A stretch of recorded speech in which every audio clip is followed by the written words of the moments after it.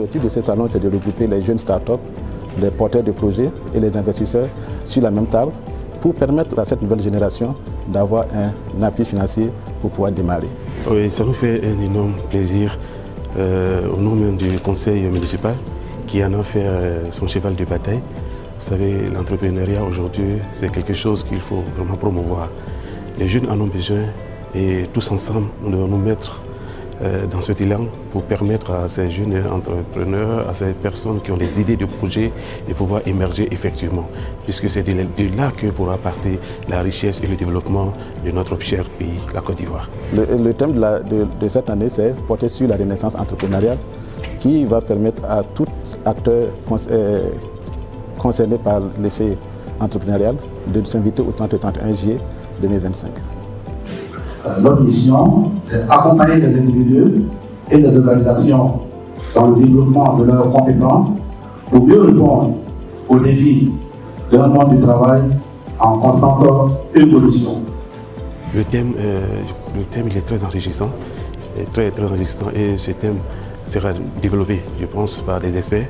Et ils vont nous instruire sur tout ce qui est comme les questions pour faire la promotion de l'entrepreneuriat. Et cela va de soi que nous puissions bénéficier, surtout les entrepreneurs, ces startups-là, pour le développement de leurs différentes activités et pour le développement de toute la Côte d'Ivoire. La particularité de ce salon, il faut se dire que c'est la mobilisation des investisseurs de part et d'autre à travers les pays comme le Canada, le Maroc, la Tunisie et les pays de la sous-région. En fait, l'idée c'est de toujours accompagner des initiatives canadiennes, en gros qui viennent en Côte d'Ivoire.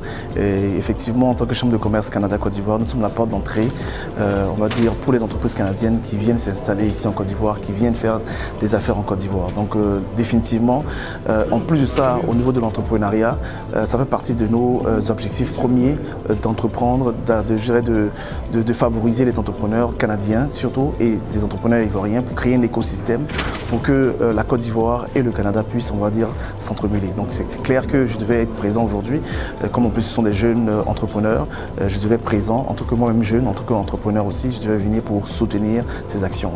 Le partage des qui, toute jeune femme, homme de tout genre pourra participer à l'événement. Nous sommes prêts à accompagner ces initiatives puisque nous accompagnons les jeunes. Nous avons des financements disponibles pour accompagner ces startups-là et nous allons accompagner cette activité-là. La persévérance et l'entourage dans le cadre d'un salon est toujours intéressant. Donc c'est pour ça que dans le cadre de ce salon-là, si j'ai bien compris, tous les entrepreneurs sont appelés à venir, je dirais, échanger les réseaux, échanger les bonnes, les bonnes étapes, les bonnes actions pour que derrière ces entreprises-là puissent se transformer en succès. Et c'est dans ce sens-là que c'est ce que j'ai retenu et je félicite en gros effectivement les personnes qui font ces événements.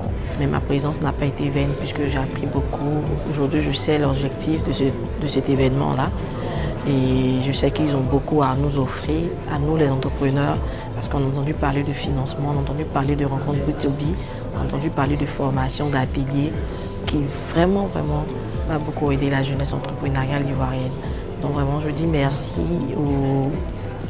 aux initiateurs et merci également à tous ces partenaires-là. On interpelle tous les acteurs, la jeunesse ivoirienne et les entrepreneurs de la sous-région à y participer le 30 et 31 juillet 2025.